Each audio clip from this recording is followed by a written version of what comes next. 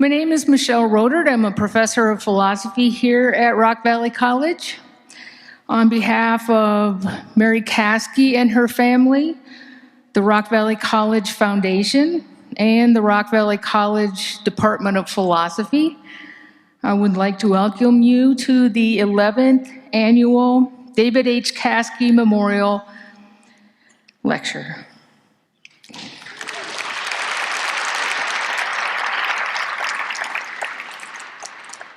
It has been 4 years since we have been in person for this lecture, and so we are absolutely delighted to see you again, just absolutely delighted. So glad to see your faces. David Caskey was a friend of mine. He was one of the founding faculty members of the college in the 1960s, a faculty member in political science, a joyful Unitarian Universalist with a demeanor that I thoroughly enjoyed seeing every morning when I came to work.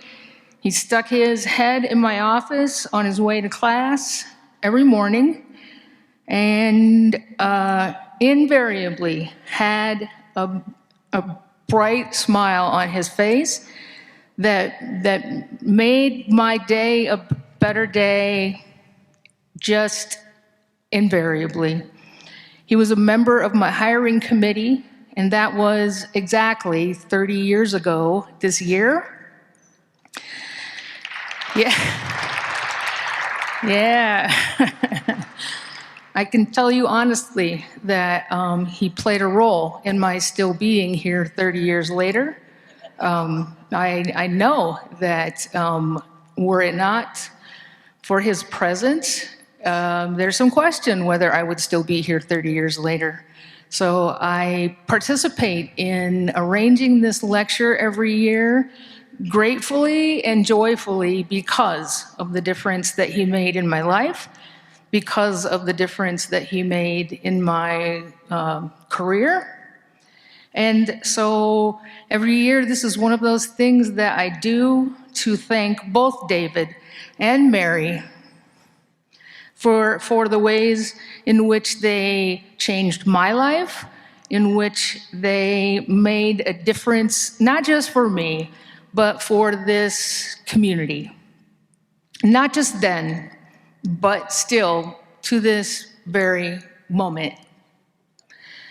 Honestly, Mary, if you knew how many times folks stop me and tell me stories about David and tell me what a difference this lecture makes for us as a community, what a gift it is to us as a community, you only have to look around you to see the ripple effect of this lecture. So I hope that you go to sleep at night and you know what a gift this is to all of us, even to those of us who just simply work on the committee and treat it like our favorite thing to do every year, because it is.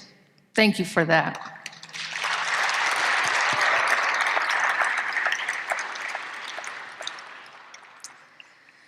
And so, we proceed to this year's lecture. I gotta tell you that I felt utterly delighted with myself every time I got to announce that Tim Wise was our Caskey Lecturer this year.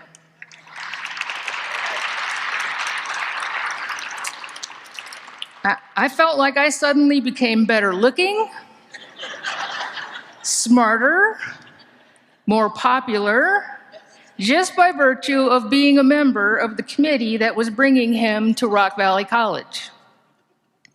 So apparently, Tim Wise needs little introduction. But let me give you a little introduction to him anyway. Mr. Wise, who graduated from Tulane University, is among the most prominent anti-racist writers and educators in the United States. He has spent the past 25 years speaking to audiences in all 50 states on over 1,500 college and high school campuses, at hundreds of professional and academic conferences, and to community groups across the country. Tim Wise is the author of several books, including his latest, Dispatches from the Race War. Other books include Dear White America, Letter to a New Minority, and his highly acclaimed memoir, White Like Me, Reflections on Race from a Privileged Son, and Between Barack and a Hard Place, Racism and White Denial in the Age of Obama. Mr. Wise has featured in several documentaries, including White Like Me, Race, Racism, and White Privilege in America, which he co-wrote and co-produced, and which has been called one of the best films made on the unfinished quest for racial justice by Robert Jensen of the University of Texas. Wise regularly appears on CNN and MSNBC to discuss race issues, and is also the host of the podcast Speak Out with Tim Wise. While more can be said, let it be said by Mr. Wise. Before I turn the microphone over to him, let me prepare you for the structure of tonight's presentation. Mr. Wise will speak until somewhere between 7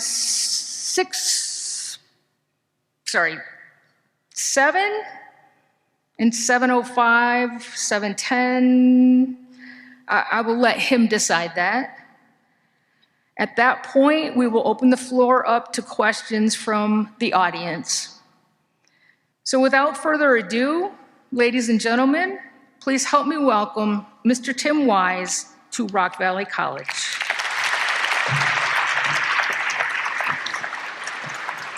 Thanks. Thank you.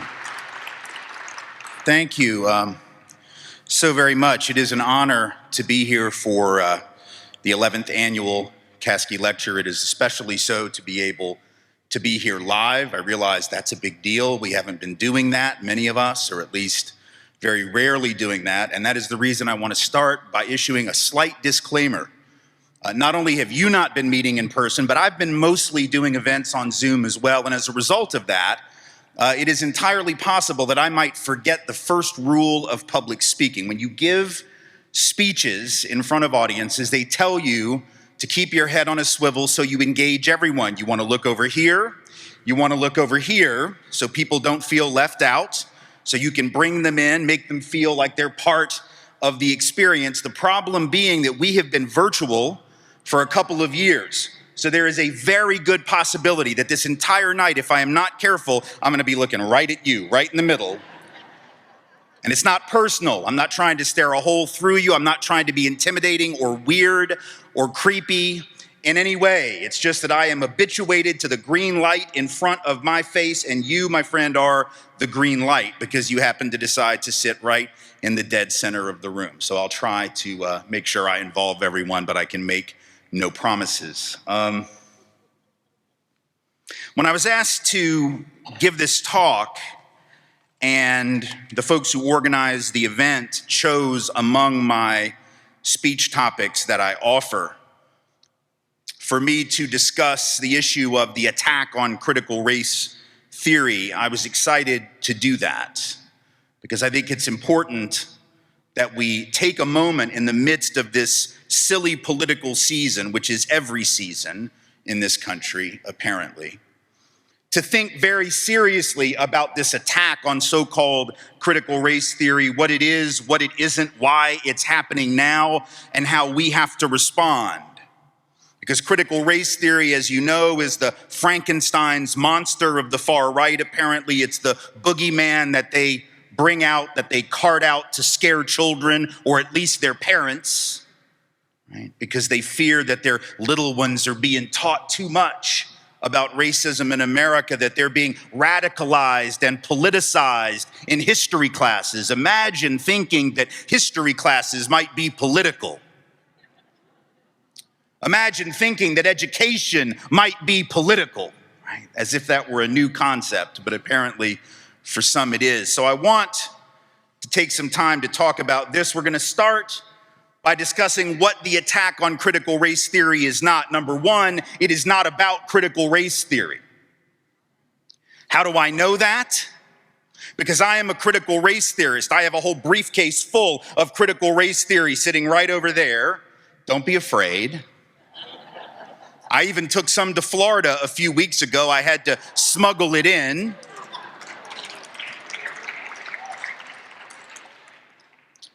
Had to bring it in like fentanyl, y'all, but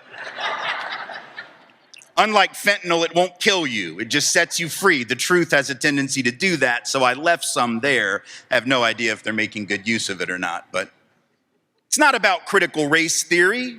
The people who attack it and say that it is couldn't define critical race theory if their lives depended upon it. Indeed, I assure you that if I were to grab them by the ankles, hold them over a bridge, and give them an entire 90 seconds while the blood rushed to their head to describe for me in a reasonably accurate fashion what critical race theory was, they're all getting dropped, y'all, all of them, because none of them will be able to answer the question. And I am not a violent person. This is not really a fantasy of mine. I'm just saying I know how it would go if I challenged them to this particular thing. They have no idea what critical race theory is, and in their moments of honesty, they'll admit that. Christopher Rufo, who has led the fight against critical race theory and tried to make that a household name, has said as much.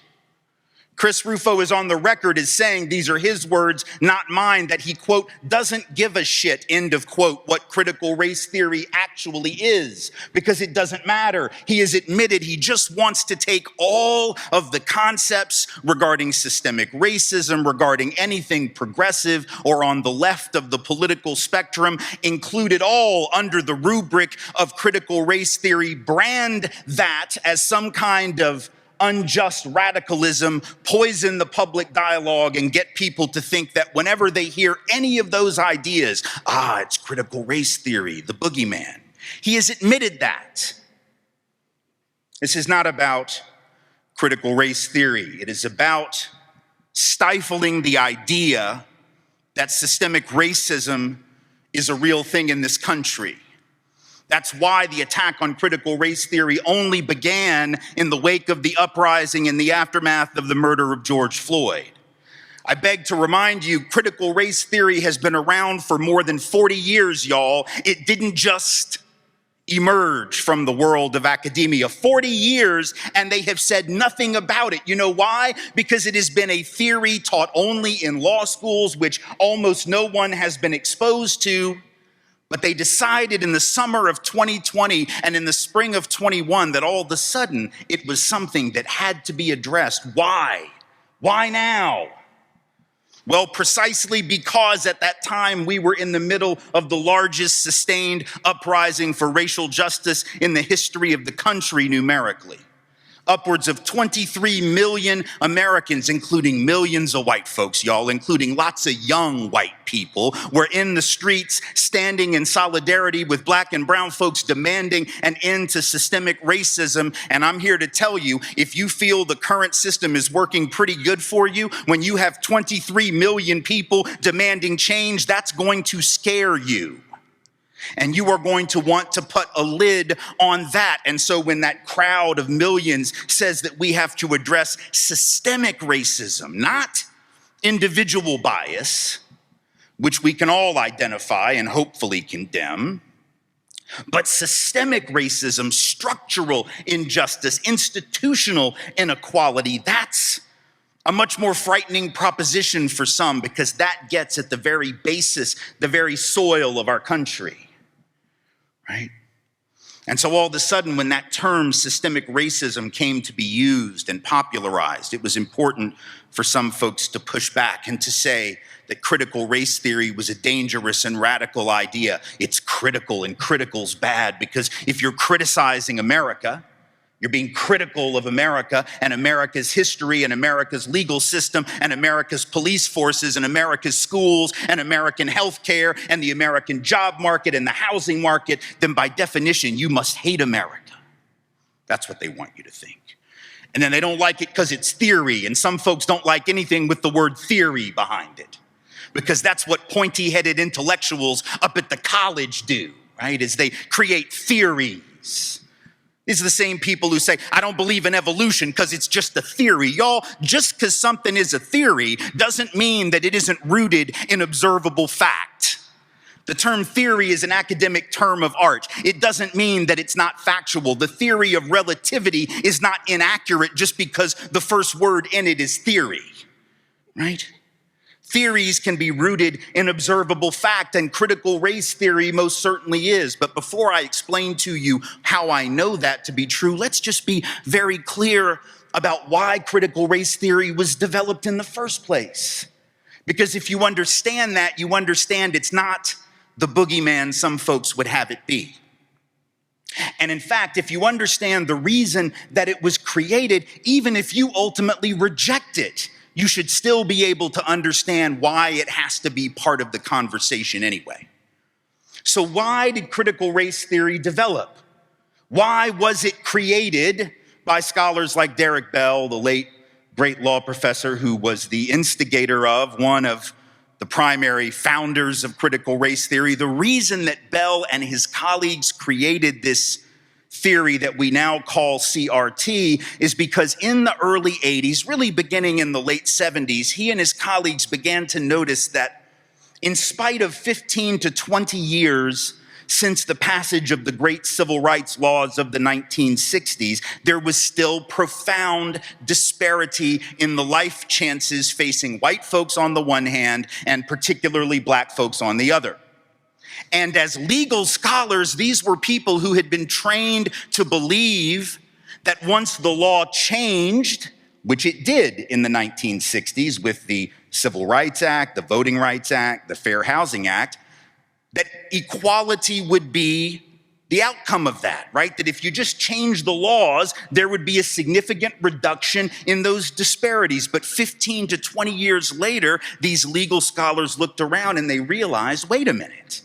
The gaps in unemployment, the gaps in poverty, the gaps in incarceration, the gaps in wealth, the gaps in health outcomes really hadn't closed in spite of the passage of civil rights laws. And so like any good group of scholars, they wanted to understand, I wonder why that is. That was the question. It's a good question. And it's a question, by the way, that everybody asks, regardless of their politics, and every group of people on the political spectrum has an answer. So that same question is one that conservatives ask. They have a very different answer to the question, though. They also want an answer to the question, why is there so much racial disparity in spite of the passage of civil rights laws? And the answer from the right is, it's black folks, y'all. They're to blame. They have the wrong values, the wrong work ethic, they make bad choices, they don't take personal responsibility. That's their answer. Now, I happen to reject that answer, but what I'm suggesting to you is that conservatives were asking the same question that the critical race theorists were asking. And then liberals were asking the question too, and they came up with a different answer. So the right said the reason that the law didn't change the inequality is because black folks are broken. That's their argument, right? And the liberal answer was, well, we'll get there. You just got to give it a little longer, right? I mean, we're making steps, we're making strides. It's just a little bit more work, y'all. That was essentially Barack Obama's answer, by the way. Remember, Barack Obama on the campaign trail in 2008 said that the civil rights generation had taken us like 95% of the way, and it was just for the rest of us to do the other 5%. Okay, I would disagree with him on the math, but I understand the argument. It was in the liberal tradition that says we're always moving forward, we're making progress, we've done some good work, but we have to keep working. So conservatives and liberals were asking the same question that the critical theorists were asking, and those were the answers they offered. And the critical race theorists were saying, yeah, we're not sure about those answers. Right? We don't think it's because black folks are broken, and we don't think it's just a matter of time. Their answer was, maybe the problem is deeper than we understood. Right? Maybe the problem is so deeply embedded in the structures of the society that simply changing the laws isn't going to be enough. That was a radical concept at the time, right? To suggest that legal realism and optimism, which had been the order of the day in legal studies up to that point, maybe weren't accurate, that in fact, perhaps this liberal faith in the power of pure reason and law to make a change in systemic inequality was an unjustified faith. So they started to look at the history of the law and the development of the society, and they pointed to various things which to them suggested that perhaps the reason the legal changes had not been sufficient was because the problem was deeper than most folks were willing to acknowledge. What kind of evidence do we have to justify their skepticism about the system? Well, we have plenty of it. I will just give you a few historical data points to make the case because I think they make them very clearly. If you want to know how deeply white supremacy and racism are woven into the fabric of our society, you do not have to trust me. Do not take my word for it. I could be hallucinating. I am not, but I could be. Don't trust me. Trust the founders of the country because they made it clear what they believed in. And specifically, the first Congress of the United States, when they sat in that first Congress after the Constitution was ratified, they let us know exactly what this country was about and whom it was for. You know how I know that? Because the very first thing they did of any substance was to pass a law that made it clear. Now, you might think that the first thing they would have done would have been, I don't know, let's make sure our military's good, because we just had a war with the Brits and they might come back and try to have another run at it. So that might have been the first thing they did, but it wasn't. And then you might think, well, Tim, I bet the first thing they did was try to figure out the tax system. You got to raise revenue for a new country. They better figure that one out pretty quick. So that would be a logical first thing for them to do, but guess what? That wasn't it either. It wasn't fixing the military. It wasn't raising money. Before they did any of that, they said the first order of business is to pass this thing called the Naturalization Act of 1790.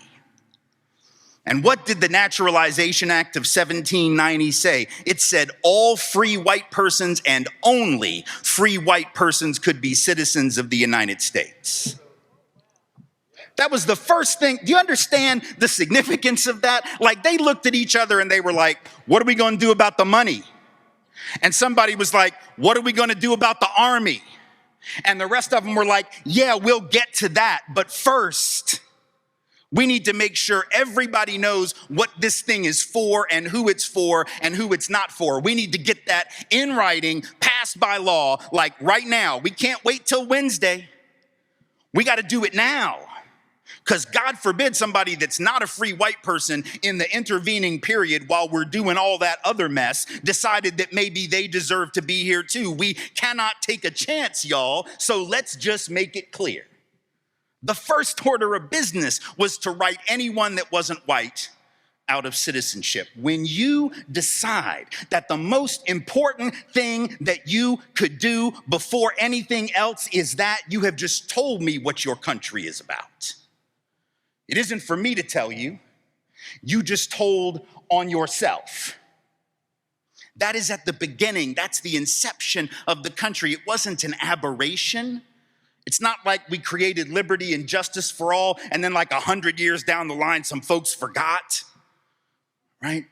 And just like went completely berserk and created injustice and inequality to replace the justice and equality that had preceded it. Injustice and inequality was woven in. That is why Dr. King said, and you will not hear this quote on any King Day,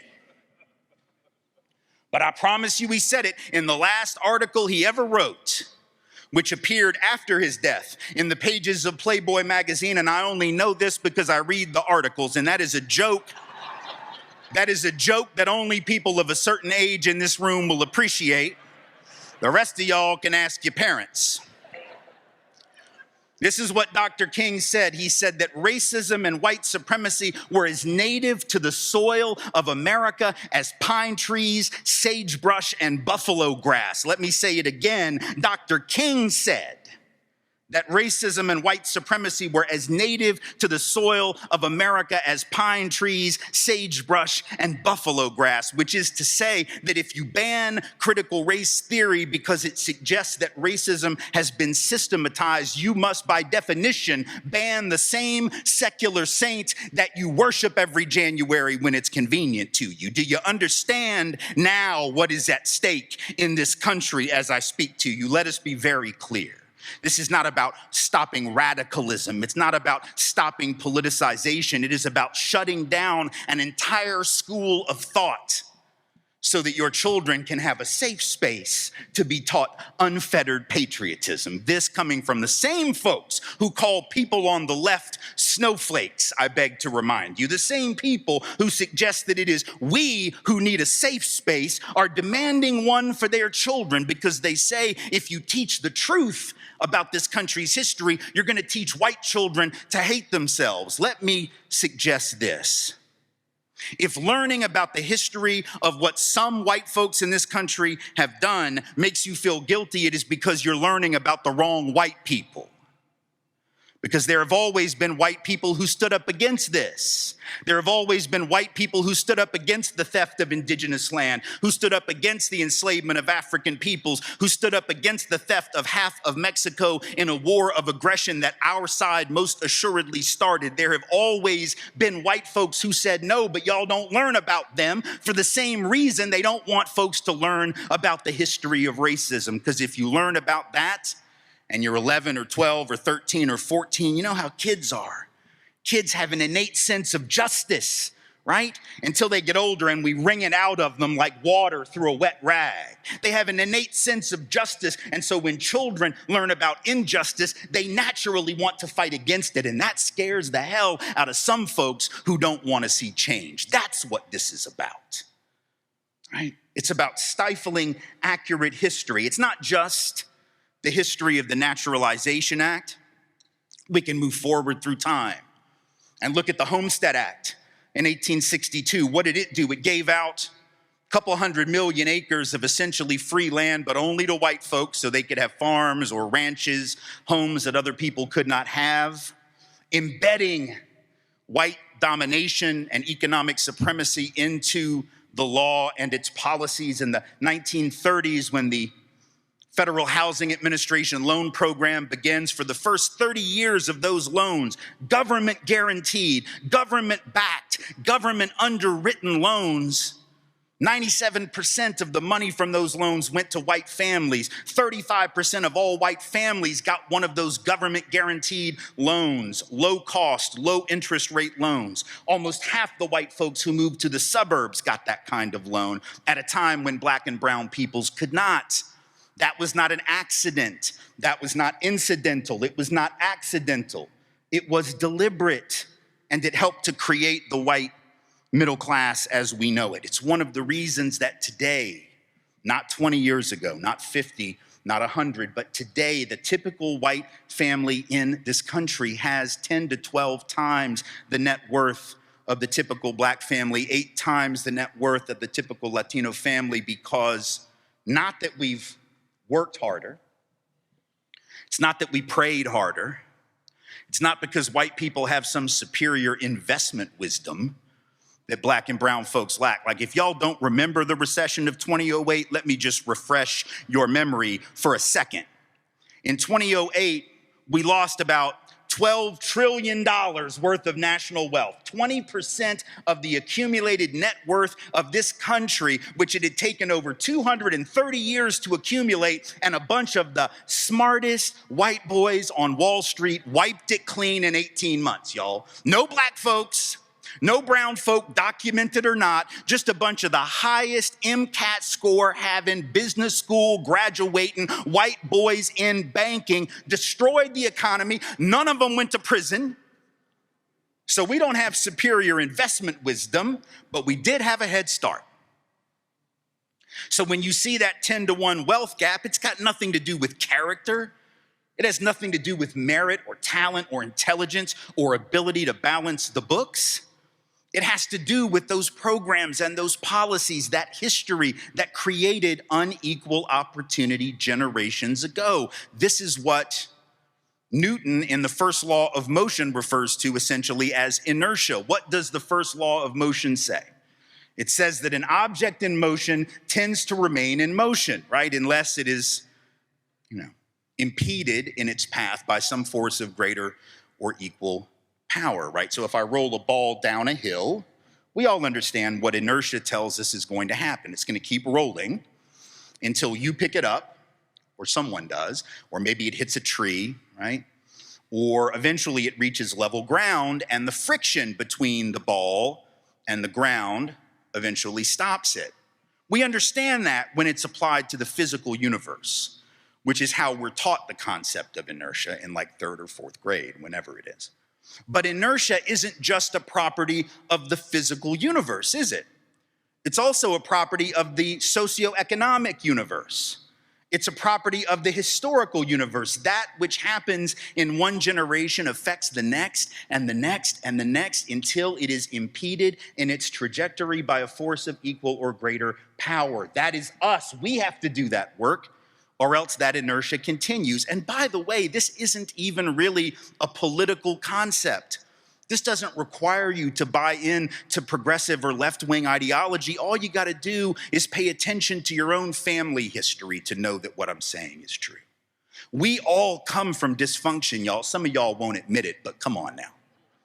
We all come from damage.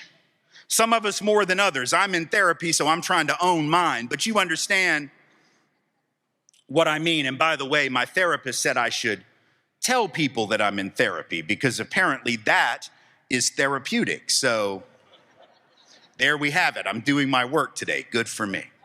Right? And so when you come from dysfunction and you go to therapy to try to get a hold of it, what is that? It's not about feeling guilty, right? It's not about feeling bad or beating yourself up for the damage that you inherited. It's about interrupting the damage so you don't bring it out into the next generation of your children, right? So when people criticize critical race theory, say, you're gonna make people feel guilty, that's not what it's about. It's about interrupting the process of the damage that was created against your will, but which now continues to work its magic in our country. It's not any different than trying to get a hold of yourself in therapy. I don't beat myself up for the things that my parents did and didn't do, but I damn sure don't want to continue them. That's what we're talking about, which some folks don't want us apparently to do. The attack on critical race theory is also not, as some suggest, a mere attempt to keep politics out of the classroom. That's what they say. We just don't want politics in the classroom. And then they turn around and they push for this thing called patriotic education. It's the term they use, right? In the wake of the last presidential administration, President Trump, right, got together this committee to push for patriotic education. How is that not political? That version of history is also a political version of history. I'm more than willing to grapple with it and to investigate it and more than happy to debunk it. But the point is, it isn't any less political than what I'm talking about and what critical theorists are talking about. All education is political. All history curricula is political. The choices you make about what to put in and not to put in are political. It was only in 2019, y'all, that the state of Texas finally admitted in its textbooks that the Civil War had been principally about maintaining the system of slavery and white supremacy. They got around to that in 2019, even though it has always been true. I'm from the South, and I know some of my folks like to lie about that and say, oh, it wasn't about slavery. Goodness, no. It was just about states' rights. What right do you think the states were fighting over, y'all? Was South Carolina beefing with Maryland about the proper way to make a mint julep? Is that what they were arguing about? Were they arguing about the proper way to smoke a pork butt? No. They were arguing about whether or not people would be allowed to own other human beings. That was the entirety of their beef by the time the war kicks off and the southern states secede. But Texas, in its infinite wisdom, didn't get around to being honest until 2019. I dare say the choice to get honest and the choice prior not to be honest were both political decisions. So politics is in the room no matter what. So then what is this really about?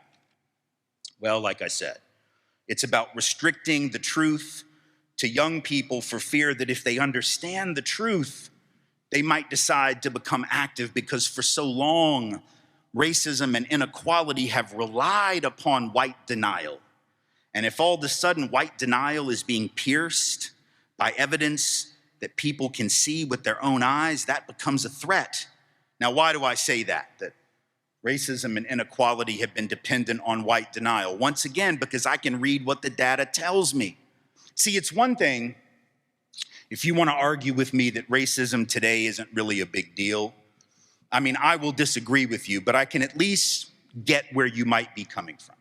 Because indeed, we are 60 plus years past the greatest of the civil rights laws and almost 55 years past the Fair Housing Act.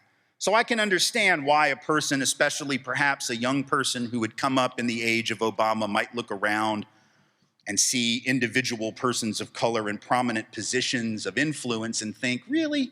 Like, racism isn't that big a problem, right? Again, I would disagree with that, but I can understand it. Here's the problem. That denial is not a new phenomenon.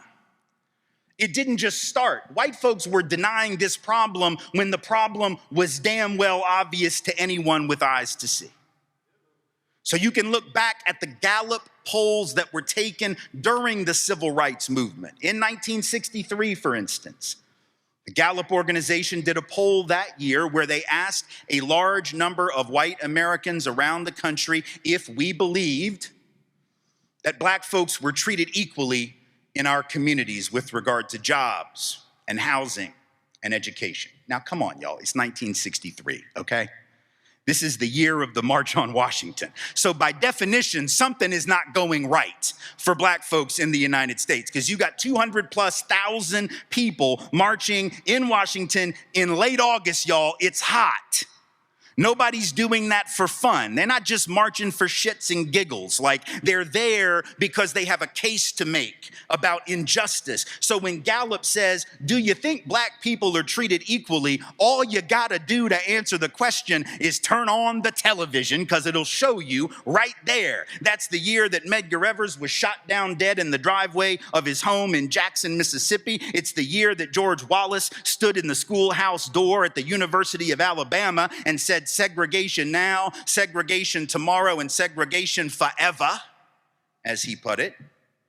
Right? It's the year that Bull Connor turned dogs and hoses on children in the streets of Birmingham and ran tanks through the black neighborhoods of that city. So when Gallup asks you, do you think everything is okay? The answer is obviously, yeah, no, it is not. But what do you think white Americans, God bless them, or as we say in the South, bless your heart. What do you think white Americans by and large said in 1963? Not 2023, 1963. Even though the answer in retrospect is an obvious no, in 1963, almost 2 out of 3 white folks said, yeah, I think they're being treated just fine. And in 1962, Gallup had asked a slightly different question with an equally or even more disturbing answer. What was that question? That question was, do you think black children have a chance to get just as good an education as white children? in your community? And again, y'all, we know the answer. This was only 8 years after the Brown v. Board decision overturned segregation in schools, and it was long before any schools, not just in the South, but anywhere else, had really made substantial moves to create equity. So once again, if you're asked in 1962, do you think educational opportunity is equal? The only rational answer that you could offer if you're paying attention would be, of course not. And yet 85 out of 100 white people said yes, everything is fine. There are only 2 ways to interpret these data. Only 2. Number 1, that white folks are simply incapable of seeing inequality and the pain experienced by our brothers and sisters of color at that time. And I don't believe that. I don't think white folks are incapable of that. I know there are some folks who don't want to see it, but it's not because we're incapable. It's not because we're hard-hearted and cruel and mean and awful. I mean, there are people like that in every group. But I've been white a long time, y'all. Almost 55 years. That is long enough as a white person to know that we are not stupid. We are not incapable of seeing the truth, which leaves the other possible interpretation. What is it? It's that we never had to know any better, right? We could be decent people, and I think most of those folks were. That's the dirty little secret. Those 85% that didn't see the problem, or those 2/3 that didn't see the problem, they weren't Klansmen. Hell, Klansmen would have said, hell no, it's not equal, and we like it that way. They would have passed the test, y'all. Klansmen would have had no problem passing. Bull Connor would have passed. George Wallace would have passed. The guy that shot Medgar Evers would have passed right before he shot him. But it was those nice, decent white folks who weren't the overt bigots who still couldn't see the problem right in front of them. Why? Not because they're bad people, but because in spite of being good people, they had the luxury, I dare say, privilege of not knowing any better. That's the privilege of obliviousness, right? The privilege of not knowing the reality that others in your community are experiencing and suffering no consequence for your ignorance. Right? Because what was the cost if you didn't know? Like if you didn't know what black folks were experiencing, what was gonna happen to you? Were you gonna not be able to get into college? No, because that wasn't on the test, y'all. Right? That wasn't on the test to become a doctor. Hell, you could become a doctor in a black neighborhood and not know anything about the history of healthcare delivery in black communities.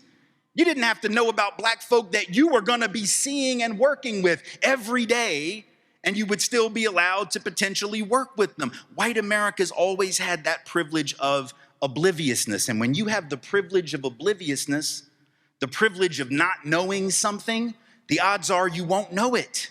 And it's not because you're a bad person. It has nothing to do with whether you're a quote unquote good person or a bad person. It just is because you don't have to know any better. We're all oblivious to something. Hell, I'm oblivious to calculus. You know why? Because I never took it. You know why? Because they didn't make me. The Metro Nashville public school system said that I didn't have to take calculus, and if they weren't going to make me take it, I sure as hell was not going to sign up for the abuse. So if I were to stand up here right now and try to do calculus for y'all, anyone in the room who had taken it would instantly know, yeah, he does not know what he is talking about. Right? But see, this is sort of directly analogous to how we deal with race. There are a lot of white folks who think that we know better than black and brown folks when racism is operating, and we didn't take the class, metaphorically speaking. Do you understand what I'm saying? Just like there are men who think that we are the best determiners of when misogyny and rape culture are happening, even though we never took the class, metaphorically speaking. Even though there are straight and cisgendered folk who act like we know better if indeed heterosexism and homophobia and transphobia are operating, or indeed we think we know if trans folk are even real, apparently better than LGBTQ folk themselves know it. And we never took the class. Do you understand that the able-bodied act like we understand ableism better than those who experience ableism, and we never took the class? When you never have to know better, you will not know better. The key is, are you prepared to listen to the ones who did in fact take the class, who teach the class, who wrote the textbooks, who lived the history? And if the answer is no, then we're in trouble. We're also in trouble because one of the most important insights from critical race theory is one that we could really use right now. One of the most profound insights of critical race theory is something that Dr. Bell talked about in his writing as interest convergence, and I just want to spend a few seconds on it because it's important. Derek Bell was criticized for this theory and this analysis during his life, but it's incredibly valuable, however cynical you may think it sounds. So let me just tell you what it is and why I think it's important. Derek Bell's argument about interest convergence was that if you looked at our history as a country, anytime there was real progress, particularly for black folks in this country, right, it was only because in that moment, those who were the dominant group in the society had decided that it was in their interest too, not just black folks' interest, right? In other words, what he was saying is we've never done the right thing for the right reason. We've never done the right thing because there was some moral epiphany on the road to some metaphorical Damascus, and suddenly white America said, oh my God, can you believe what we've been doing? My God, did you know about this Naturalization Act of 1790? Holy crap, we got to do something. That never happened. What Derek Bell said is, however, in spite of the fact that we haven't done the right thing for the right reasons, there's been progress, but only when the interest of black folks have dovetailed with the interest of the larger nation and white folks. You can think about some examples to prove the point, right? So you think about emancipation. Why did Abraham Lincoln sign the Emancipation Proclamation? Was it because of his love for black people? No, we know from his own words that had he been able to repatriate black folks to Africa, he said he would have been willing to do it. That's not to take away from the greatness of what he did. It's to put it in context, right? A critical context. So Abraham Lincoln signs the Emancipation Proclamation and indeed goes to war against the seceding states, not for the purpose of liberating enslaved folks, but for the purpose of what? Preserving the Union. In other words, the interest of black people in that moment happened to dovetail with the interest of the larger country and white folks who wanted to preserve the Union. Fast forward to the desegregation struggle. When the Supreme Court issued its ruling in Brown v. Board of Education that struck down segregated schooling, it shocked a lot of people in this country that they did that because in the years leading up to that decision, the court had given no indication that they had a problem with the idea of separate but equal, which of course was not really equal. They had never really complained about it. There was no reason to think they were going to do what they did, and yet it was a unanimous decision. I think it was 8-0 because there was one who didn't rule. There was one abstention or whatnot, but it was a unanimous decision. And why? Well, Derek Bell talks about this in his work, that the primary reason was what was going on at the same time in the mid-50s when that decision was handed down. What was going on in this country and around the world? We were in the middle of what? The Cold War, right? We were of a propaganda battle with the Soviet Union and to perhaps a lesser extent China. But the point being that we were in the midst of a propaganda battle to convince the world, including the colonized nations that were coming out from under colonialism in Asia, in Africa, right? Trying to convince them to follow our example rather than the socialist or communist example, right? Now, if you're trying to convince people to follow your model in this great global conflict, you got to figure it's harder to convince them of that if they can look at the news and see that you have your foot on the metaphorical neck of people who look just like them, right? And so you got to put on a good face. So in that moment, desegregation and civil rights reform served the purpose of telling the world what a great and wonderful and benevolent place we were, right? And so there was a larger purpose. The interest of black folks dovetailed in that moment because of the Cold War with the interest of the country. You could argue the same was true with affirmative action, right? Affirmative action, not that it wasn't an improvement in terms of job opportunity, but it served the needs and the interest of employers who needed more employees. It also benefited white women dramatically, who were in fact and have been the largest beneficiaries of affirmative action programs. So in fact, fact, even those things that were important and significant and helpful didn't happen out of the goodness of policymakers' hearts, but because the interest of some happened to dovetail with the interest of a larger group. Why is that important for us to see now? Because if we are ever going to get hold of this racial inequality that has plagued us for generations, we have to see the points of interest convergence today.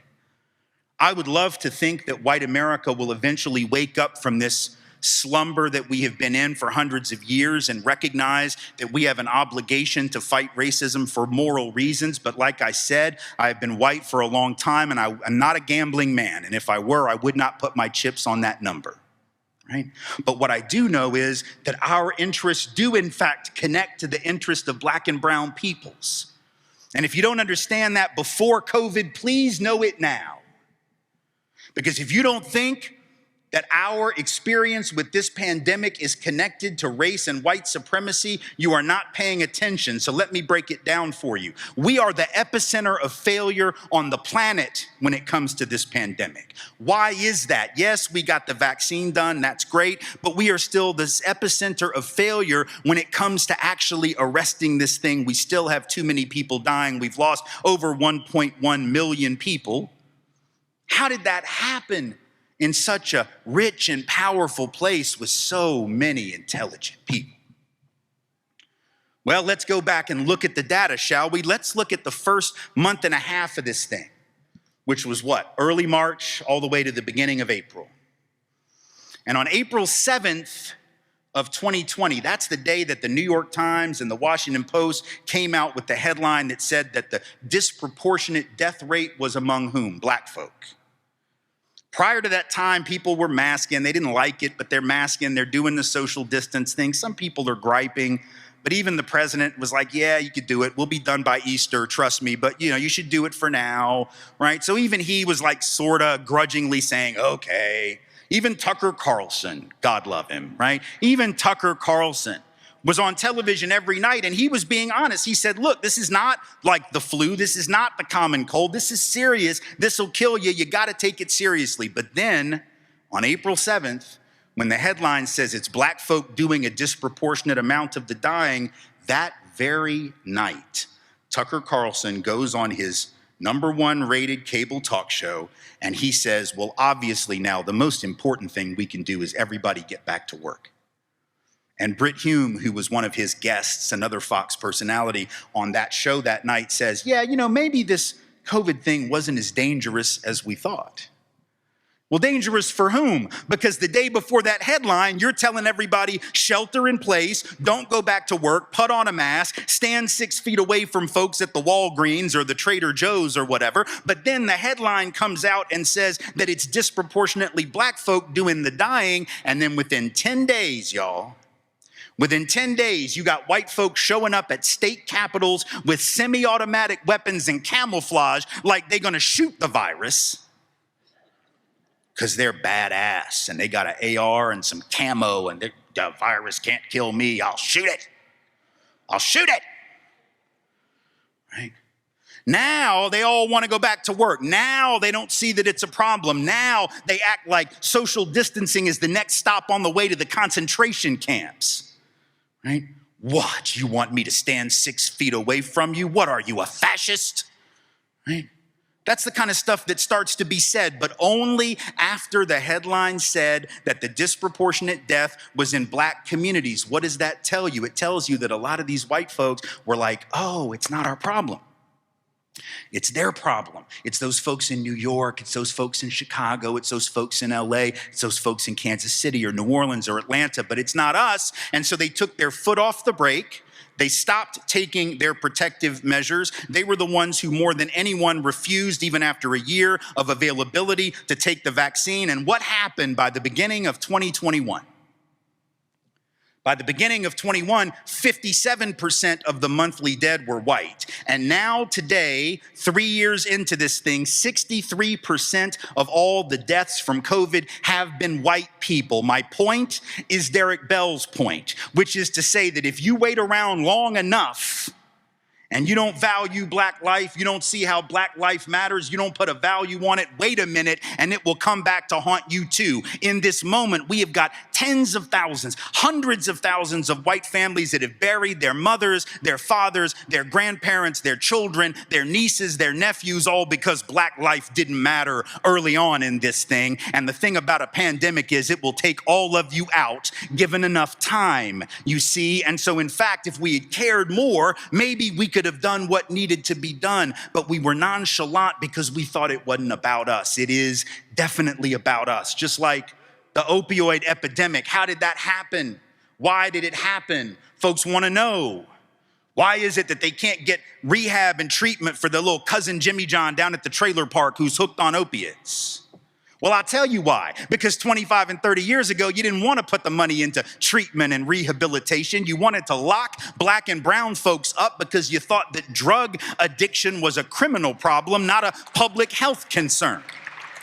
So if you decide that drugs are about crime, not public health, and then you seek to lock people up, and that's where you put the money, don't be stunned when there's no money for your cousin or your aunt or your uncle or your friend, and all of a sudden who's dying disproportionately in the opioid epidemic? White folks, working class folks, small town folk, rural folk. If you wait around long enough and you do not put value on black life, it is only a matter of time until it is at your door. Do you understand what critical race theory does for us? It allows us to see not only the history, but the connectivity of our lives in the present day. It is not a problem for education. It is the answer to our education. We need not less of it. We need infinitely more of it, because if we don't do it, if we don't understand it, if we don't learn it, if we don't internalize its wisdom, 10 and 20 and 30 years from now, we'll be back in rooms like this,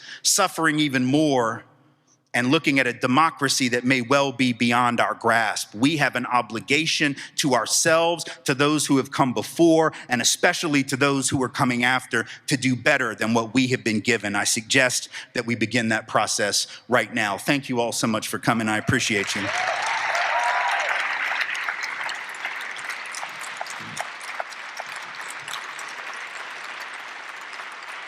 Thank you.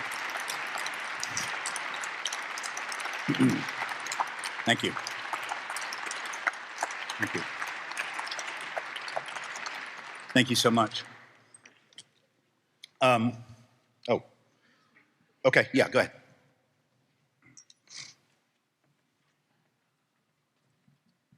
So for the Q&A, we're just going to have you come line up at this microphone here so that we can take questions in an orderly fashion.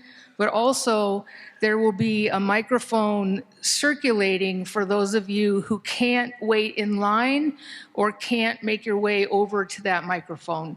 So there will be both a circulating microphone and a microphone line. So if you can make your way to the microphone to wait in line, please do. But if you can't, please just raise your hand, and my colleague Dan will be bringing to you a mobile microphone for you to ask your question that way. Okay? Thank you. Thank you. Yes. Yeah. I don't know. What was the point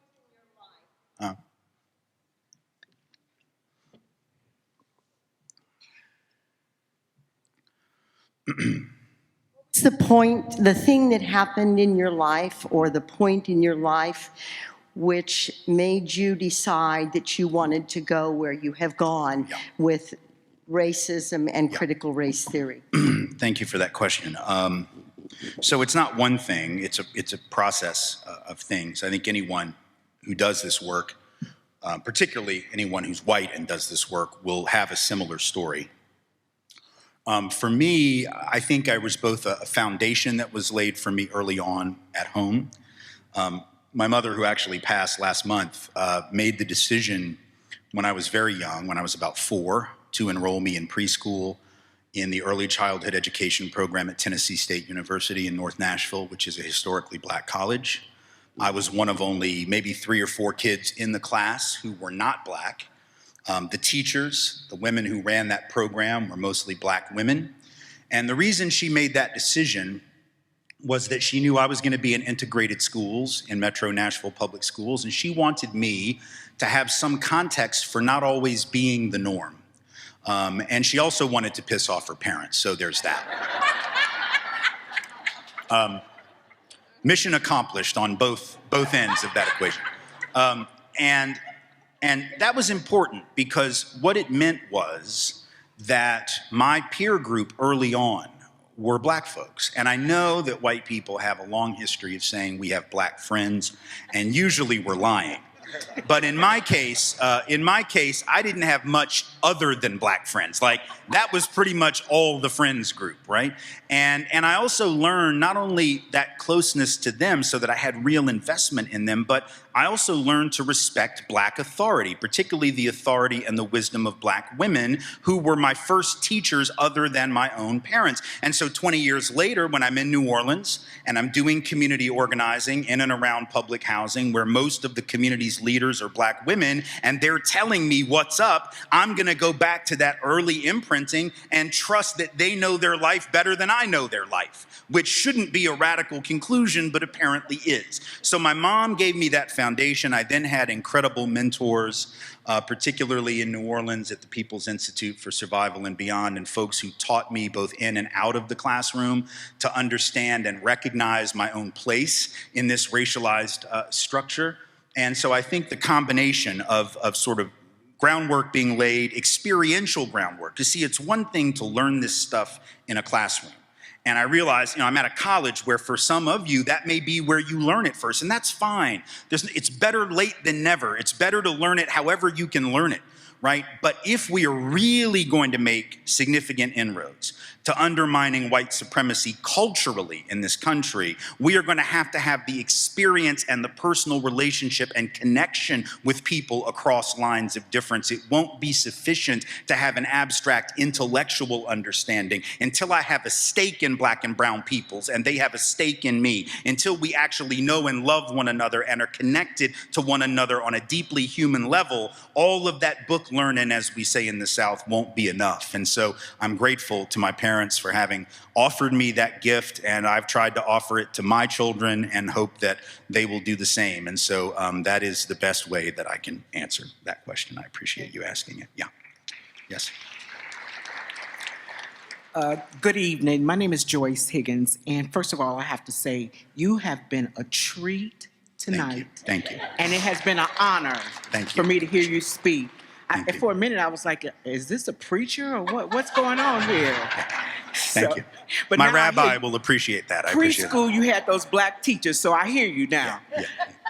The question is, let me just also say thank Rock Valley College for bringing you here. Indeed. Because this is wonderful.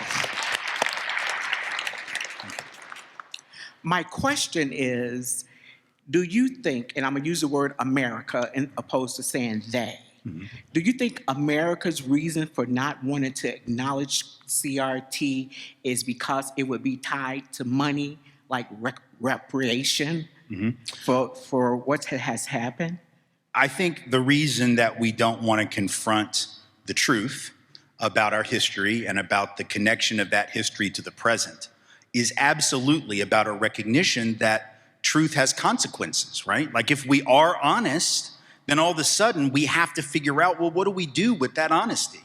And on the one hand, this is a good news, right? Like, the fact that people would feel morally compelled to do something, and that's why we don't want them knowing about it, says that most people are probably pretty good people, right? Because if they did know, they would want to do something. So the best way to make sure they don't do anything, whether we call it reparations, whatever we call it, is to make sure they don't know that there's a problem that we have to repair, right? And so I think that keeping the lid on truth is a way to say, we don't have any obligations.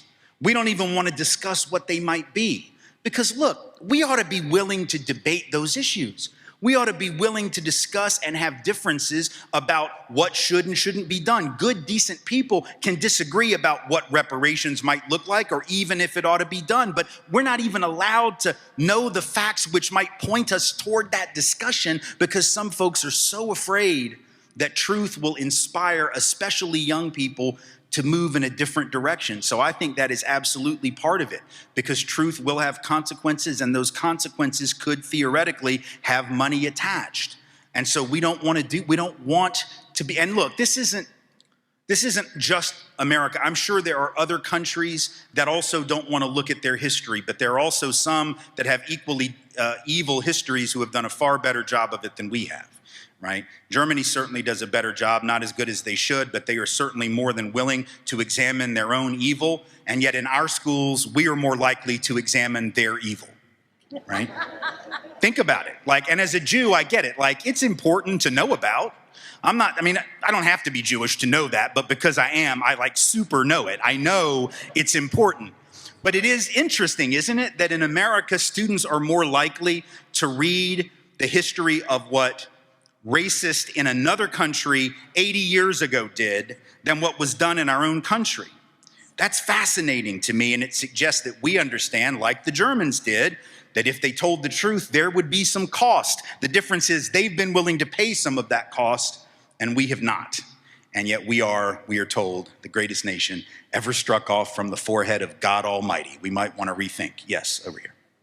Hello, I'm Robin. I'm a student here, and I'm a tutor. I'm going mostly for engineering. Great. But even then, I think Rock Valley requires you to take a non-Western credit. And I'm grateful because I took world religions and it opened my perspectives to other religions and other cultures. Yeah. But I only really took that course because it was required of me. And I like when you say that we should listen to those who teach the class, right?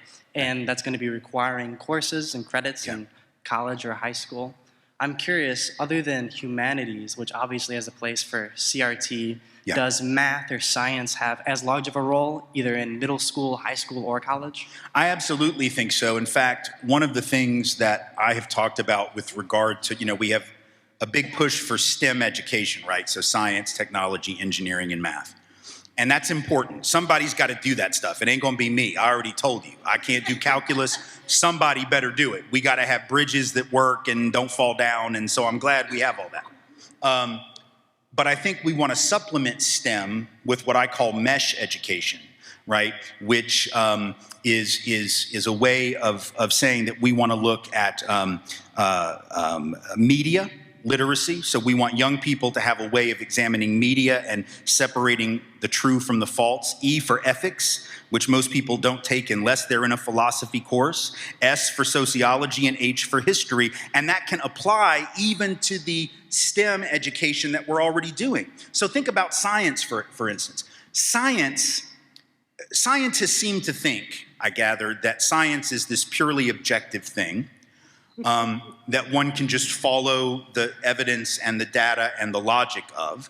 And yet we know that that's not true, because science has been used to oppress. Science has been at the cutting edge of white supremacy. It was scientists, the best and the brightest of their day, that were behind eugenics, sterilization programs that sterilized tens of thousands of women in this country, disproportionately black and indigenous, but also poor white women, because we didn't want to produce another generation, quote unquote, of imbeciles. That was the word and the phraseology that the Supreme Court used when they justified those programs. Those weren't designed by bigots wearing sheets, or they might have been, but they were also literally at Harvard, right? They were also at Columbia. They were at Caltech. They were at Stanford. They were the smartest, brightest scientists who actually believed that the science of intelligence could be measured by skull size or brain size or the slope of the jaw, the length of the arm, right? All of these things were done in the name of science. So I would say even our science education needs to make sure that young people know that the thing you think is objective,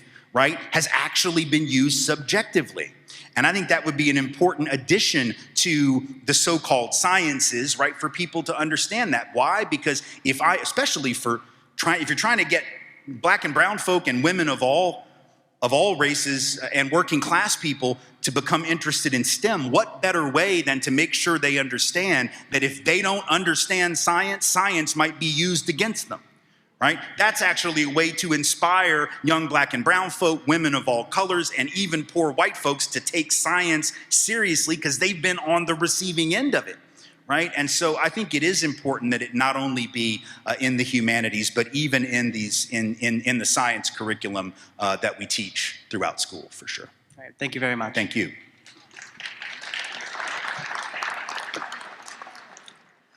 Hi, my name is Clarissa Blasky. I listen to your podcast and I've read some of your books, so I feel like I'm talking to a celebrity. This is really cool. You're not, but I appreciate it. Yes, thank you. I take the world religions class that is offered here and also a Holocaust class, and both of my professors are actually here and I'm very grateful for them. But they do a good way of teaching of not stepping on the other people's toes of that culture. So how do you feel like you do not step on Black people's toes when you're talking about this thing and not silence their voices, instead lift them up? Absolutely, great question. So one of the important things about the way I was trained and the mentors that I had was that they made it very clear to me, and these were Black teachers and mentors and community activists in New Orleans mostly. And what they told me was the same thing that Black folks told white folks in SNCC, the Student Nonviolent Coordinating Committee, when they asked those white folks to leave in 1967 and do other work. It was a big schism if you know the history of the movement. And they said to the white folks, we love you, we know we need you, but we don't need you here. What we need you to do is go and talk to your people because they're not gonna listen to us. And so we need you to talk to white folks in those spaces where you're able to do so. That was the same advice I was given by those Black teachers and mentors. And so I've taken very seriously that admonition to do that. I come from a community organizing background, which tells me you don't go until you're asked, but when you're asked, you go, right? And it is a definite balancing act to try to do that with accountability and equanimity. It is very easy for any of us who are white, myself very much included, to in fact step on toes or to take up too much space. The way that I try not to do that is by referencing the work of peoples of color in my work, you know, whether it's on social media or in my books or in my speeches, making sure to always bring my audiences back to the source of the wisdom so they don't think it's just coming from my head and stuff that I figured out. Like, you know, the people who have trained me to do this work were Black and brown folks. And that's why I mentioned folks like the People's Institute for Survival and Beyond that trained me so that people understand the source of whatever wisdom they're hearing here.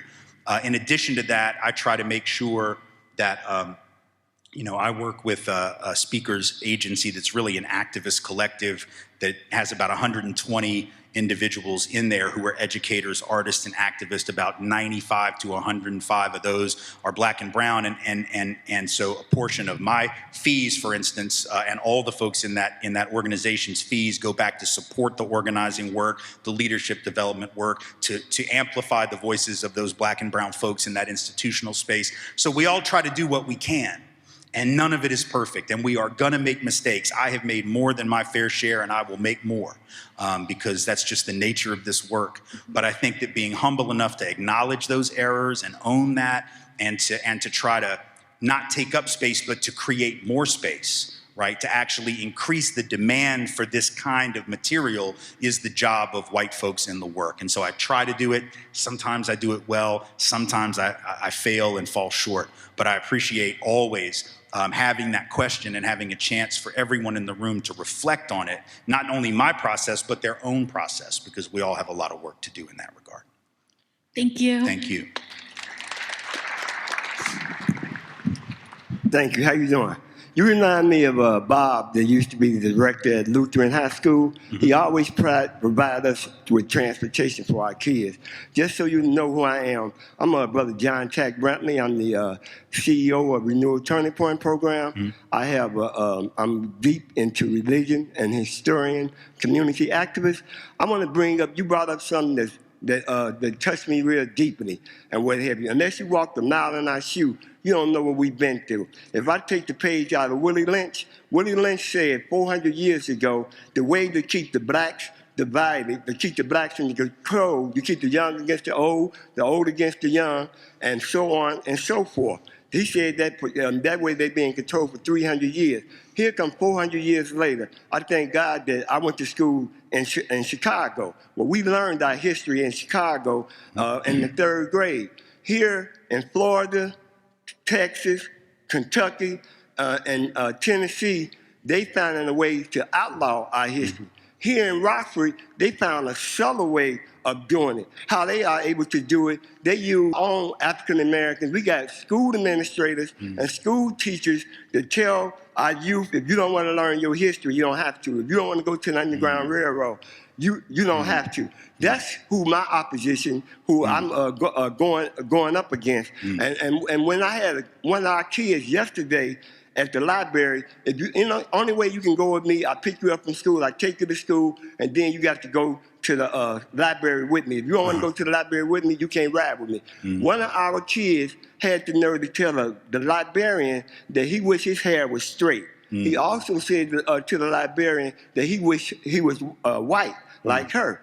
And I like the way she addressed it. She said, ain't nothing wrong with the color of your skin or your hair. You should be proud of what you are. Our kids are not being taught the true history in the school, and the school system have allowed the parents to be intimidated. Instead of the parents being the parents, the kids are being the parents, and the parents are being the kids. So I'm glad that finally the different churches is coming together and meeting with me so we can work together about reach one, teach one. So how can we work, how can we expand on what you're talking about? When I talk about it, they get upset, they don't want to hear me. But you can say the same thing I say, and everybody is listening. Right. I appreciate you bringing up what you're doing here in the community, and I appreciate that you are doing that in the community with young folks. I think you speak to a very important point, which is that we don't have the luxury of relying on the schools to teach these things. Because even if you don't have a law like some states do that keep you from teaching those things, even if you could theoretically teach them, a lot of teachers still don't want to do it, and some of them don't know how to do it because you can't teach what you weren't taught. Right? And so a lot of folks, and not just white teachers, right? There are black teachers, Latino teachers, Asian teachers, indigenous teachers. They didn't learn that history. So then they can't pass it along to the kids in this generation. So I hope that folks in the room who hear you will think about how they can connect with you and the work that you're doing so that whether that work is done in the classroom or not, it can be done by churches, it can be done by synagogues, it can be done by mosques, it can be done by nonprofit organizations. A good example of this, out in Tucson, Arizona, about a decade ago, 15 years ago, they created a program that was Mexican-American studies because the Tucson district was disproportionately Chicano kids, right? And so they had this excellent Mexican-American studies program where you could, as a high school student, you would get in that track. And all the classes you took, not just literature, but science, math, history, were taught through a Mexican-American lens. You didn't have to take it, but you had that option. What they found, of course, was that the students who went through that track, right, like 80% of them went to college because they got excited about school. They got excited about learning. They saw it was relevant to their lives.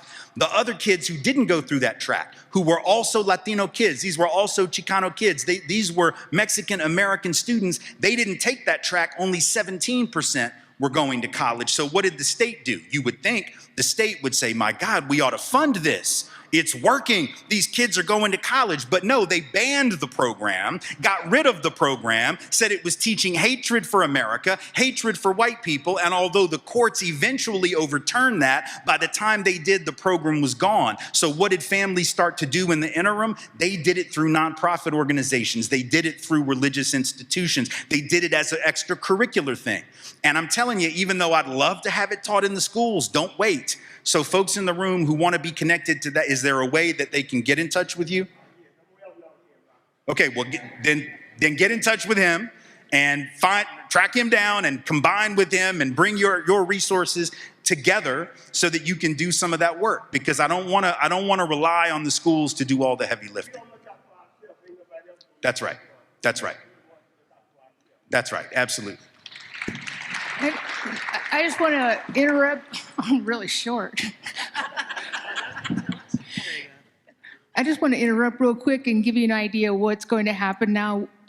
We are going to be done by 7:30, just out of respect for everybody's time, including our speakers, because it's an exhausting thing to do, to pour all that energy out. So I know there's a lot of people in line, and so I just want everybody to know that at 7:30, even... I'd be willing to go to 7:35 if you're willing Okay, to. that's cool. So Okay, we can go okay. till 7:35. I just want you to know that at 7:35 we'll be done. So you know that if you're like, oh my God, I can't take anymore, I just hang on. 7:35 we'll be done. And if you're waiting in line, just know that we might not get to you. Please don't look at me like that. We'll try to move. I'll try to be Okay. brief. I'll try to be brief. Okay, so we're going to go till 7:35, and then we're going to call it good because it really has been an enjoyable evening, but we can't go forever. So 7:35, and we're Okay. done, just so everybody knows. All right, let's go. I'll try to be quick. Hi, my name is Kia Walker. I want to say I am so grateful to have heard you talk today. Thank you. Incredible. I've learned so much more about the way white people think. Well, I Which- speak for them all, for Well, sure. yeah, I definitely, right. Yeah, I everyone, definitely. right? But the subject matter is so painful. Yeah. And the issue of not only being treated as, a black woman, but being mistaken as a black man is even worse. Being treated like a black man is cruel. I mean, it's just awful.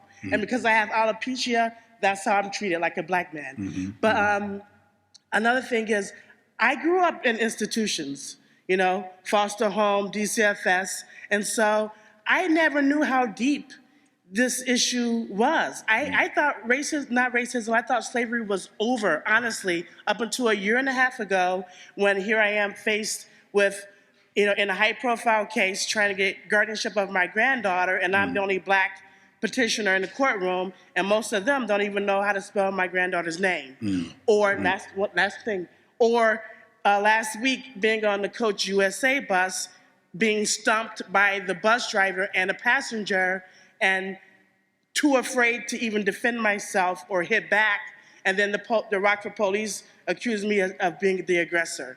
So it's going to be really sad walking out the door knowing that nothing has changed, but this is a start, so thank you. I appreciate you. Thank you. Hi. Recently, I campaigned, and one of the top questions when I door knocked was, what was your take, or what is your opinion on CRT? So obviously making it, obvious it's an issue in my community. Yeah. So my question to you is, what is your elevator speech towards a hesitant parent, let's say, about CRT? I don't know that there's an elevator speech to give, but there is a question. Look, when I know someone is blocking hearing something based on that kind of question, what is your stance on CRT? I can intuit where that's coming from, but I want to know, right? And so what I would do in that moment is I would say, well, tell me what your stance is. What do you think about it? Because a lot of times when you tell me what you think about it, the thing you think about it has nothing to do with critical race theory at all. So if you tell me, well, I don't like it because it's about making white people feel guilty, I would then engage in a conversation like, well, why would white children assume that just because of the history of racism that they should feel guilty? Because that's certainly not the intention of those of us who do this work. I think the best answer, if that is something you're concerned about, you could teach about the history of white solidarity and allyship and anti-racism, and then you'd realize, like, there are white folks who have been part of the problem, there are some others that have tried to be part of the solution, and everybody gets to choose for themselves what they're gonna do. So whenever I'm confronted with that, rather than tell people, well, here's what I think, I want to find out what they think, because number one, it conveys respect to them, and I'm willing to hear what you have to say. So you tell me first, and then I can engage with you without having to just sort of say, well, I think 1, 2, 3, 4, 5, which puts them on the defensive immediately. So I think in that situation, it's best to ask questions, because when people are actually forced to articulate what they think CRT is, it turns out that it's not what it is at all. Really, the core of critical race theory is this idea that racial inequality is so deeply embedded in the structure of the society that it isn't enough to pass laws against discrimination. Now, you don't have to agree with that theory, And there's more to it, but really only insofar as it applies to like legal philosophy and legal scholarship. But that's the core essential element. You don't have to agree with it, but can't we at least debate it? Why can't we discuss it? Why, if that theory is wrong, then surely you should be able to tell me why it's wrong. So I think a dialogue is more helpful when asked that kind of question than simply answering it like, well, I believe 1, 2, 3, 4, 5. You know, then we're just debating. We're not really conversing. Yes. Hi, so I am Jaden, and I am from a rural agricultural community. And in my experience in these communities, when you try to talk about CRT or when you try to bring up these ideas, it's met with a lot of negativity and a lot of pointing fingers back. So my question to you is how do we approach these rural areas, and how do we better support these minorities in these communities, because they're at a huge disadvantage with being a spotlight or often being a token for the community. Right. I think the approach in rural spaces is really important, because what we know about geographic inequality in this country, right, is that rural communities and small towns are in a lot of economic pain. Many of them are dying. Many of them have lost industries in small towns, and you know, corporate ag has bought out a lot of family farmers for the last 35, 40, 45 years, so that there's a consolidation of agriculture that has been to the detriment of a lot of families that farmed for generations. And I think we want to be empathic to that, to recognize that for the people, in fact, who are white in those spaces, not just for black and brown folk, but for white folk too, the indifference to that suffering, right? The indifference to working class struggles, the indifference to the pain of job loss, the indifference to the pain of industrial flight, the indifference to the pain of corporate agriculture buying up land from family farms. That indifference is the same as the indifference to black and brown suffering, right? It is essentially a way of saying certain lives don't matter. And I think if we can begin to have that conversation to say, yeah, you feel like you're a forgotten person, you're feeling the same thing that black and brown folk in cities feel every day. You're feeling the same thing indigenous people, whether in tribal lands or in the city of Chicago, feel every day, right? You're feeling the same thing, and there's a connectivity, again, interest convergence. So I think we want to hear those folks, and we want to connect the isolation and the fear that they feel around these things to the isolation and fear that folks in urban areas and suburban areas are also experiencing. Thank you. Yes. I'm Harlan Johnson. For 60 years, I've been working in this area, working to eliminate racism, to eliminate white privilege. And recently, I've become aware of two things. One is a book for about 20 years on, it's called Nonviolent Communication, a Language of Life, dealing with power with instead of domination structures. Yeah. Powerful, but I don't see much of it happening. And that's Marshall Rosenberg. Yeah. Go ahead. The other thing is, I've just been beginning to read the book, My Grandmother's Hands. Yes. And I'm sure you're familiar with it. If there's anything you'd like to share about that, it just blew me away. I would highly recommend that everybody read My Grandmother's Hands. Resmaa Menakem's book is genius, and it's a book that explores the soul wound of and the real bodily harm to both black and brown folk, but also to white folk that's done from racism. So I would highly recommend it for sure. Yes. So you kind of touched on it early when I was waiting in line, but I was thinking with like the radicalization of the right wing with people like Marjorie Taylor Greene, Stephen Crowder, Lauren Boebert, all these people, how do we sort of ease up the idea of this to people without them, you know, radicalizing it, without thinking it's some extreme leftist agenda and realizing, you know, it's simply systematic racism and it's not, you know, as you said, a political ideology? Sort of like, how do we open that up? I think that the Marjorie Taylor Greenes of the world and the far right trolls, whether they're in Congress or on social media, are always going to think that any conversation like this is radical left-wing stuff. They're going to call it that no matter what. So if they're going to call everything you say radical anyway, then just tell the truth. If they're going to call everything you say socialism, then just tell the truth. They're going to use the same rhetoric. This is the same rhetoric they used against Dr. King. It's the same rhetoric they've used against the freedom struggle from the beginning. So I think rather than trying to respond to the you know, margarine trader greeds of the world, that we should probably, I'll give you a second for that to catch up to you, rather than responding to them, I think it's about mobilizing our people, right? Because you can look at politics in two ways. You can look at it as conversion, like my job is to convert these right-wing people so they don't think like this. That's a losing game.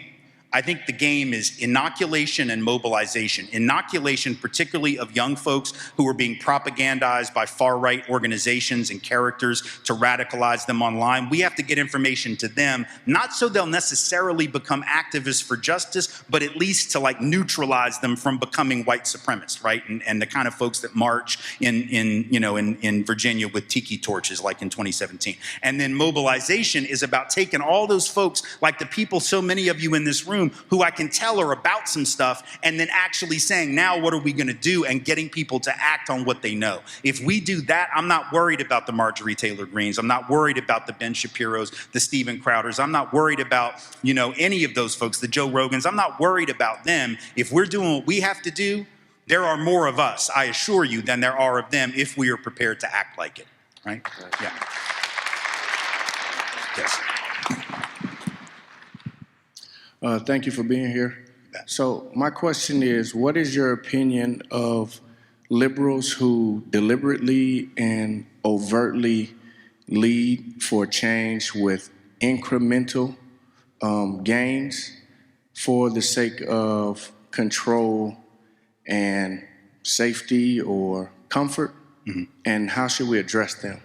I think if the reason that you push for certain incremental reforms is for that purpose, to maintain control and domination, then obviously that has to be called out and has to be exposed as the hindrance to justice that it is. Now, having said that, it is true as a matter of reality that all the progress that has ever happened in this or any society has usually come in fits and starts. And so incremental change is not necessarily the enemy of justice, but if you're pushing for it as a way to sort of keep everything contained, if that's your motivation for it, which I think for a lot of white liberal folks, it can be that's entirely problematic. I think we want to always be clear what our goal is. If we say that our goal is the eradication of structural white supremacy, there may be steps we have to take incrementally to get that done, because you're not going to get it all done tomorrow, obviously. But we need to be honest about what the goal is. It's not enough to say, well, the goal is affirmative action, or the goal is, baby bonds for every child that's born in America, even though that's a good idea. And it's an idea that's been floated as a way to reduce wealth disparities. Fine, it's fine. It's a good policy.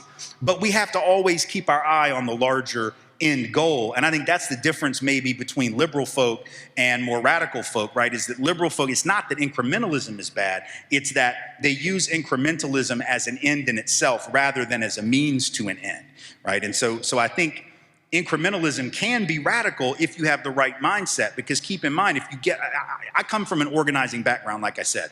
And one of the things I learned as an organizer was, I remember going in the first day. Barack Obama has a similar story as mine. It's almost identical. I think this happens to anyone who's an organizer. You go into the community on day one and you think you know why you're there. And I remember going in thinking, I am here to kick white supremacy and poverty in the ass and end exploitation. I remember going in and asking the lead organizer I was working with, a black man, I said, what are y'all working on? And I was waiting for him to say the eradication of world white supremacy. But he said, and this is, again, Barack Obama has an almost identical story. He said, we're trying to get a stop sign at that four-way stop. It was either a stop sign or a stop light. Obama had one, I had the other, but it was like the same concept. There's a four-way stop, kids keep getting hit on their bikes, we need a light. And I was like, for real? That's what you're working on? Because that didn't seem revolutionary to me. But then he explained the logic. The logic of it was, look, we can get the light, Tim. And when we get the light, because it's not that big a deal, right? We can win that. That's an easy victory. But then when we get that victory, the community sees its power. And now they realize, oh, we can get the light. Well, now what do we get next? What's the next step we need? Then what's the next step? So incrementalism can be like adrenaline and give you a shot in the arm, or it can be anesthesia, right? It's all about the mentality that you bring to the work when you do it. Let me take one more, because that was a longer answer than I meant to give, and so I want to get you in. Go ahead. Hi, Mr. Wise. My name is Elizabeth. I'm a student here at Rock Valley.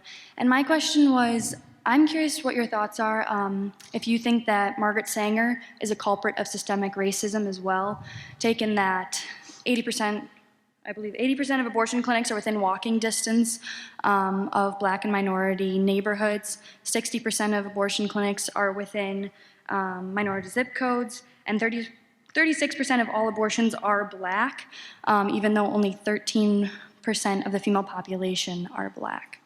Well, the vast majority of Taco Bells are also within walking distance for Black and brown folks because that's where people live. I don't mean to be flippant, but the reason that you have reproductive planning facilities, mostly in urban areas, is not because they were planted there on purpose. It is because that's where the most people are, and that's where Black and brown folks disproportionately live. And I think the suggestion that abortion is some genocidal attack on Black people is fundamentally disrespectful to Black women. Because what it suggests is that Black women are easily manipulated by some doctor on the corner who says to them, you know what, you should have an abortion. And they were thinking of having the baby, but then the doctor came along and said that, and they went, oh, you mean I can terminate my pregnancy? Well, then I'll do that. That's fundamentally disrespectful. It says to Black women, you don't have agency. You don't have the logic to make these decisions for yourself. So I believe forced birth and forced sterilization are two sides of the same coin. Historically, Black and brown women were forced to be sterilized. They did not have choice. They did not have reproductive autonomy. They did not have self-determination. Now we have folks who want to also deny them autonomy and self-determination in the other direction and force them to bring into their lives a child that they may or may not desire in that moment and that they may or may not be able to support. And so I believe that women ought to be respected in their autonomy to make decisions for themselves. They ought to be able to consult their own conscience and be trusted to make that decision. Margaret Sanger has been dead for a long time, and like all white folks of her generation, her views about Black folks were not the most enlightened. But if that is going to be the standard that we use to then say, well, Planned Parenthood is evil, then every college or university in this country, which also was founded on the basis of white supremacy, needs to be eradicated. Every corporation, every bank, every insurance company, every institution, because there isn't one institution that wasn't founded on the basis of white supremacy. Planned Parenthood is not alone in that. I appreciate the question, and I thank you all for being here. Thank you.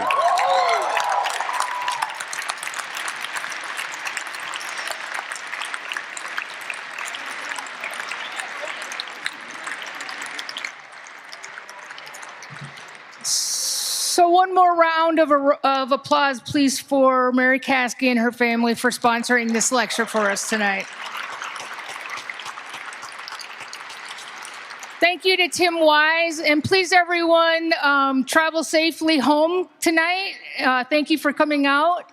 And for those of you students who are coming to dinner with us tonight, if you need transportation to the dinner, please meet up here at the podium. Otherwise, I will see you at dinner.